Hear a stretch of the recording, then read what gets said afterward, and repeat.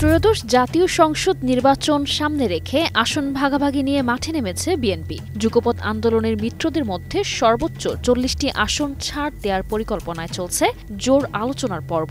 এদিকে মিত্রদের আসন ছাড় নিয়ে এখন চলছে দর কষাকষি ও আলোচনা।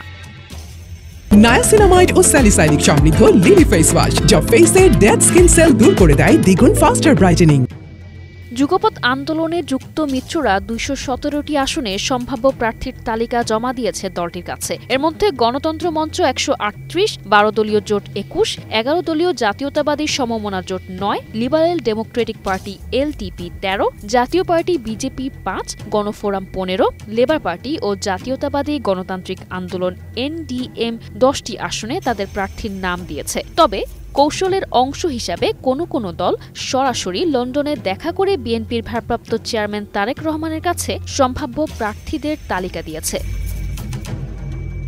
সর্বশেষ ২০১৮ সালের একাদশ জাতীয় সংসদ নির্বাচনে শরিকদের ৫৮ আসনে ছাড় দিয়েছিল বিএনপি। এর মধ্যে জামায়াতে ইসলামীকে ২২ আসন ও অন্যদের ৩৬ আসন ছাড় দেয় দলটি। সূত্রমতে এবার জামায়াতে ইসলামীর সঙ্গে জোট বা সমঝোতা করবে না দলটি। তাই অন্য মিত্র দলগুলোর নেতাদের নিজ আসনে জনপ্রিয়তা কেমন সেই খোঁজ নিচ্ছে দলটির একাধিক টিম।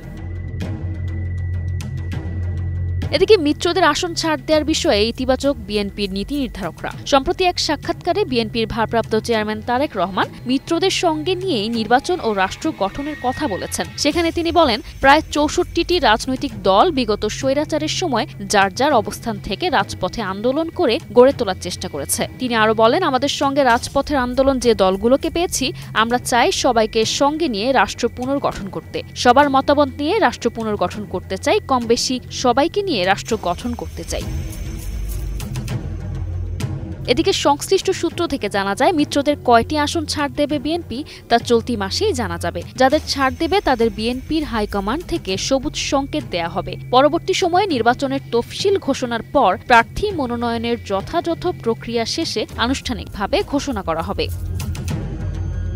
এদিকে এনসিপির সিনিয়র দুজন কেন্দ্রীয় নেতা জানিয়েছেন, তারা ৩০০ আসনেই প্রার্থী দেবেন। বিএনপি বা জামায়াত কোনো জোটেই যাবেন না। যদি নতুন কোনো জোট হয় তাহলে এনসিপির নেতৃত্বেই হবে। তারা আসন ভাগাভাগির বিষয়টি সমর্থন করেন না। তবে দলটির আরেক কেন্দ্রীয় নেতা বলেন, রাজনীতিতে শেষ কথা বলতে কিছুই নেই।